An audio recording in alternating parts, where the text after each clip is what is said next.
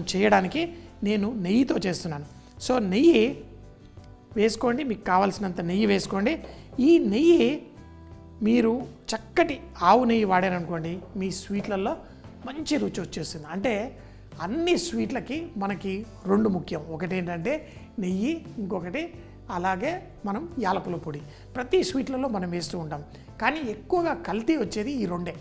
పాలు కూడా ఈ మధ్య ఎక్కువ కల్తీ దొరుకుతుంది. సో అందుకని చెప్పేసి మనకి నమ్మకం ఉన్న చోట లేకపోతే మంచి కంపెనీ నుంచి తీసుకోవడం మంచిది.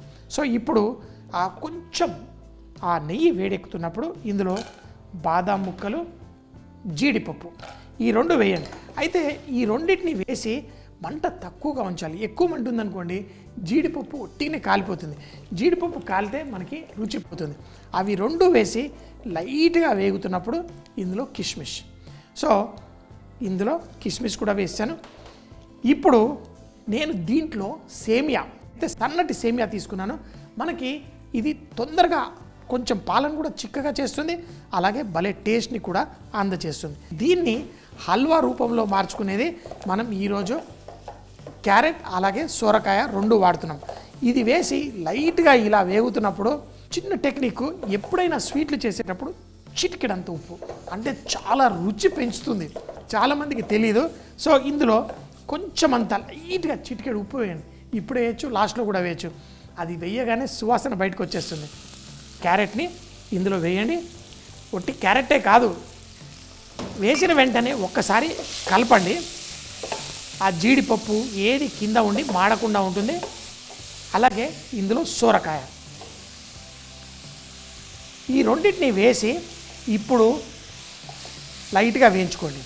అయితే దీంట్లో ఉన్న తేమ తగ్గించాలి. అందుకని కొంచెం మూతి పెద్దగా ఉన్న గిన్నెల్లో మీరు చేసుకుంటే చాలా బాగుంటుంది. ఇందులో వేసిన వెంటనే దీన్ని స్లోగా కలుపుతూ ఇప్పుడు లైట్గా మంట కూడా మీరు పెంచుకోవచ్చు.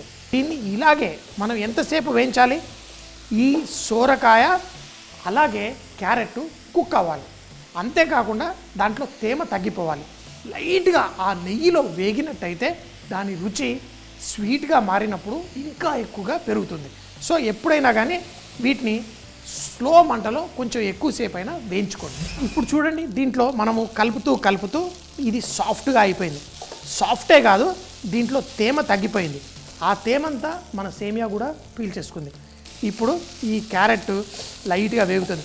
అయితే హోటల్లో చేసేటప్పుడు కూడా ఈ క్యారెట్ని మేము ఇలా గీకి అంతా చేసిన తర్వాత తీసి పక్కన పెట్టి తర్వాత ఎప్పుడు కావాలో అప్పుడు స్వీట్ చేసేస్తూ ఉంటాం. అంటే ఫ్రిడ్జ్లో పెట్టేసి 2 రోజులకి అట్లా చేస్తూ ఉంటాం. నాకేంటంటే కొంచెం అలా క్యారెట్, సొరకాయ ఇలాంటివి వేయించేటప్పుడు కొంచెం లైట్గా కలర్ వచ్చేదాకా ఆగుతాను కొంచెం. అప్పుడు దాని టేస్ట్ మరింత పెరుగుతుంది.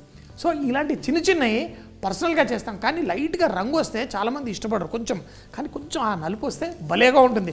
కానీ అట్లా అని చెప్పి మాడకూడదు.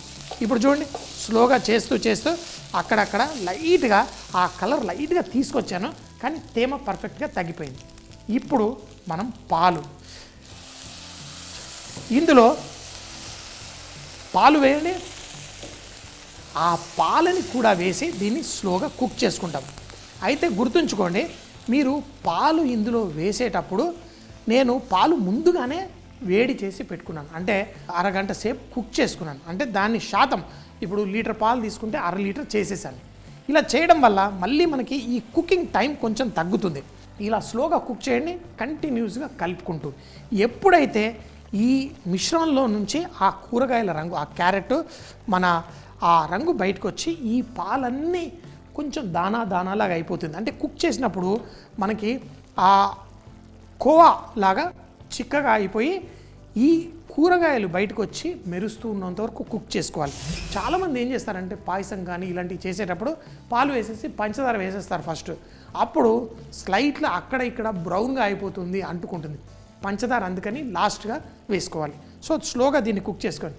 కానీ దీంట్లో న్యాచురల్గా మన క్యారెట్, మన సొరకాయ ఫ్లేవర్స్ మంచిగా బయటికి ఇందులో వస్తున్నాయి. కానీ అసలు ఫ్లేవర్ ఏంటి, స్వీట్లలో నేను ఇదివరకే చెప్పాను, మంచి ఫ్లేవర్ బయటికి తీసుకొచ్చేది యాలకుల పొడి.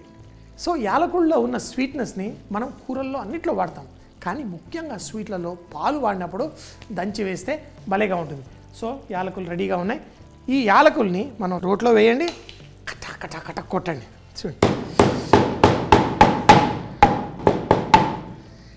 సో ఈ యాలకులు దంచిన తర్వాత మనం దీన్ని ఇందులో స్వీట్ మనకి రెడీ అయిపోయింది, ఇంకా మనం తీసేస్తాము స్టవ్ మీద నుంచి అన్న తర్వాత, అంటే షుగర్ వేసి కుక్ అయ్యేంత వరకు తర్వాత మనం దీంట్లో యాలకుల పొడి వేద్దాం. ఎందుకంటే ఈ ఫ్లేవర్ బయటికి వెళ్ళిపోకూడదు, అందులో చక్కగా ఉండాలి. తిరుపతి లడ్డు తింటుంటే అక్కడక్కడ యాలకుల తొక్క తాకుతూ ఉంటుంది, భలే ఇష్టం, తీసి పక్కన పెట్టేస్తాను.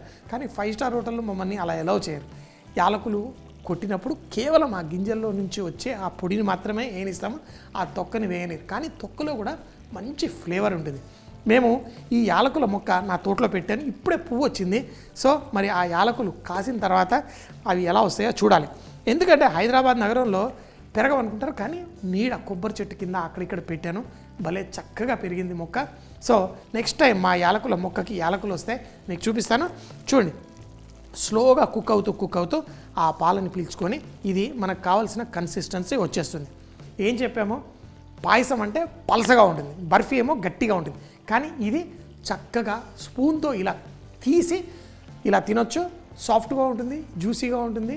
అందుకే హల్వాలు అంటే నాకు చాలా ఇష్టం. ఇప్పుడు చూడండి ఎలా చక్కగా చిక్కగా అయింది. ఇప్పుడు పంచదార వేయగానే మళ్ళీ తేమను కొంచెం వదిలేస్తుంది. చూడండి ఎలా వదులుతుందో సాఫ్ట్గా. సో పంచదార ఇంత దానికి 1/2 కప్పు పంచదార వేసుకుంటున్నాను. అంటే చాలా స్వీట్ తక్కువే, కానీ వేడిలో తింటే ఆ స్వీట్ మనకి కొంచెం ఎక్కువగానే అనిపిస్తుంది. ఇందులో పంచదార వేయగానే కొంచెం సాఫ్ట్గా అయిపోతుంది, ఎక్కువసేపు కుక్ చేయాల్సిన అవసరం పడదు. అందుకని చిక్కగా అయ్యేంత వరకు ఆగి మనం అప్పుడు పంచదార వేసుకోండి. ఇప్పుడు దీన్ని మీకు కావలసిన కన్సిస్టెన్సీ మనం చేసుకుందాం. ఇప్పుడు కొంచెం అంతా ఎక్కువ పంచదార వేసి దీన్ని ఇంకా ఎక్కువ కుక్ చేసి కొంచెం ఆ పంచదార గట్టి పాకంలాగా అయ్యేదాకా అట్టి పెట్టుకొని దీన్ని ఒక ప్లేట్లో వేస్తే ఇదే బర్ఫీ అయిపోతుంది. దీంట్లో పాలు ఎక్కువ పోస్తే పాయసం అవుతుంది. కానీ రెండు అటు కాకుండా ఇటు కాకుండా మధ్యస్థంలో అందరూ చక్కగా ఎంజాయ్ చేసే విధంగా మనం దీంట్లో చేసుకున్నాం. అది మన హల్వా. సో ఇప్పుడు చూడండి, మనకి ఈ విధంగా ఆ మెరుస్తూ మెరుస్తూ మెరుస్తూ ఎంతో అందంగా ఉంది.